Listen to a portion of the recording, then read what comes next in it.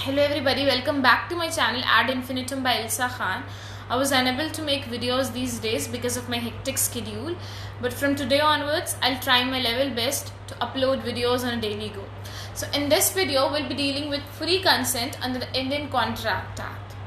As free consent is one of the essential elements of a valid contract. As per section 10, which states about what agreements are contracts, so free consent is an essential ingredient of a valid contract.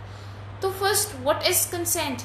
As per section 13 of the Indian Contract Act, consent मतलब agreeing on the same thing on the same sense, मतलब same चीज़ों पे agree करना same sense में, उसको हम लोग English law में कहते हैं consensus ad idem. अगर कोई भी कॉन्ट्रैक्ट विदाउट कंसेंट है इट इज वॉइड अब इन इशू, means initially null and void, उसका कोई भी वैल्यू नहीं है. और फ्री कंसेंट की जब हम लोग बात करते हैं तो free consent is discussed under section 14 of Indian contract act. मतलब a consent is said to be free when it is free from coercion, undue influence, fraud, misrepresentation and mistake. तो अब कोर्जन क्या है, फ्रॉड क्या है, undue influence क्या है, misrepresentation क्या है, मिस्टेक क्या है, इसको हम लोग पढ़ेंगे डेप्थ में. सबसे पहले कोर्जन क्या होता है? कोर्जन मीन्स कोई भी ऐसा एक्ट करके कंसेंट लेना सामने वाली पार्टी से which is forbidden by law.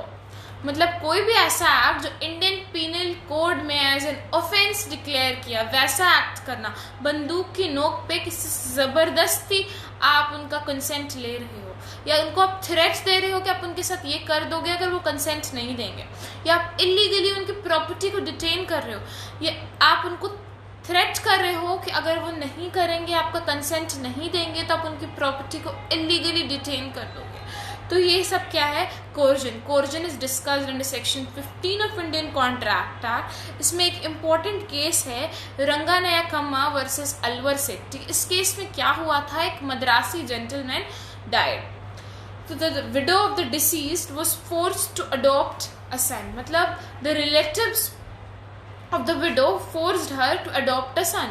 She was not willing to adopt a son, but she was forced, क्योंकि उन लोगों ने ये कंडीशन रख दिया अगर if you want to adopt a son then we won't let you do the cremation of the dead body.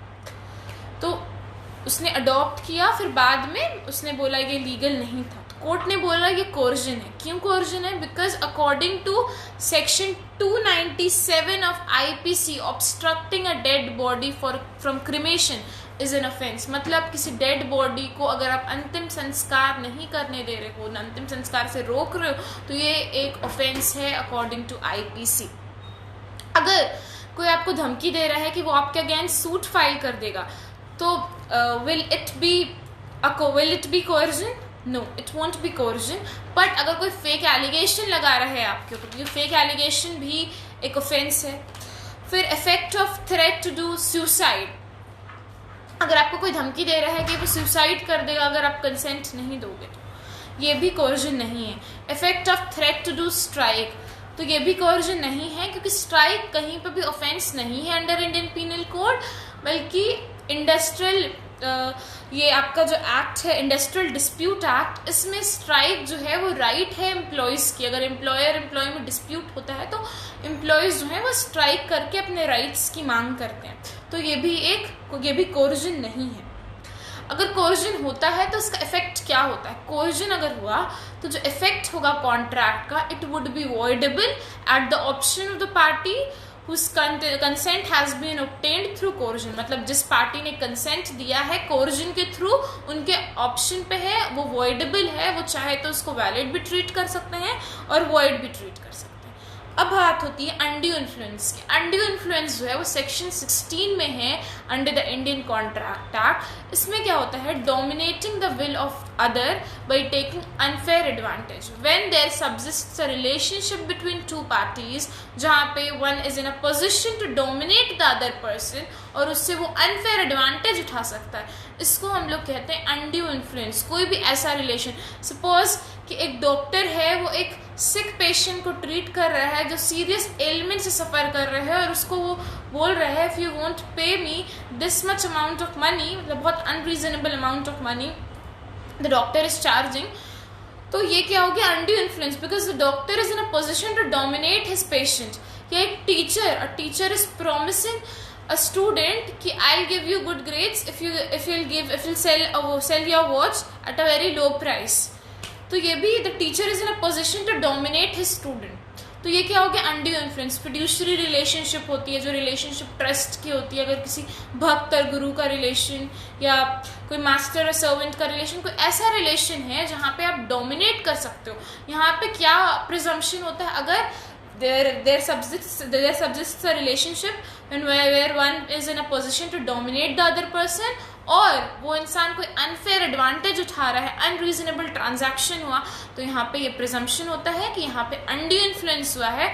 Undue influence का भी इफेक्ट यही होता है कि it would be voidable at the option of party जिसने की consent दिया है थ्रू अनड्यू इन्फ्लुएंस. फिर बात आती है फ्रॉड की. सेक्शन 17 जो है इंडियन कॉन्ट्रैक्ट एक्ट का, it talks about fraud.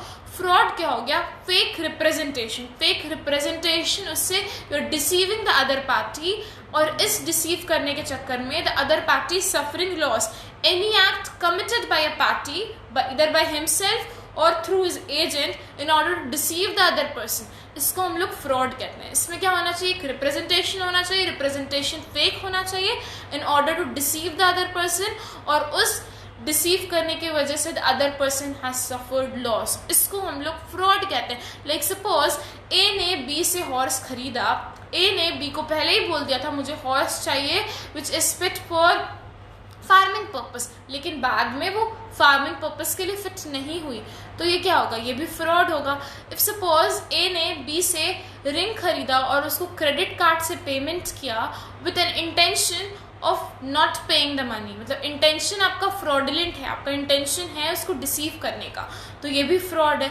If suppose I am representing myself as a sales manager और I am asking you to invest some money, ये भी फ्रॉड है, क्योंकि मेरा इंटेंशन है आपको डिसीव करने का और you are suffering loss from this. तो कभी कभी क्या होता है, when silence amounts to fraud, कभी कभी साइलेंस भी फ्रॉड हो जाता है. Not in every situation mere silence doesn't amount to fraud, but in certain situation वहाँ जहाँ पे it is obligatory to speak the truth, जहाँ पे obligatory है कि आप रिवील करो सारे फैक्ट को, जहाँ पे utmost ट्रस्ट और फेथ का रिलेशन है और आपने सारे फैक्ट को डिस्क्लोज नहीं किया है, तो वो जो है वो फ्रॉड हो जाएगा. आपका रिप्रेजेंटेशन जो है वो आपका फेक रिप्रेजेंटेशन, आप कोई बात छुपा रहे हो, आप कोई ऐसी बात कर रहे हो जिससे सामने वाला इंसान को आप डिसीव कर रहे हो और वो लॉस सफर कर रहा है. या कोई बात आप active concealment of any fact, आप जानबूझ के किसी फैक्ट को कंसील कर रहे हो जो सामने वाले इंसान को ज़रूरी है जानना, और वो उसने आप ऐसी बात बोल रहे हो सामने वाले इंसान ने वो फैक्ट बिलीव कर लिया, उसके वजह say that person is suffering loss. It is fraud. Fraud का भी यही इफेक्ट होगा. The contract would be voidable at the option of the party जिसके कंसेंट obtain किया गया था through fraud. So that's all for today's video. I hope you liked my video. Do not forget to subscribe my channel. I'll be dealing with misrepresentation and mistake in my next video. If you have any queries or if you want me to upload video on any specific topic, do comment in the comment section below. Thank you.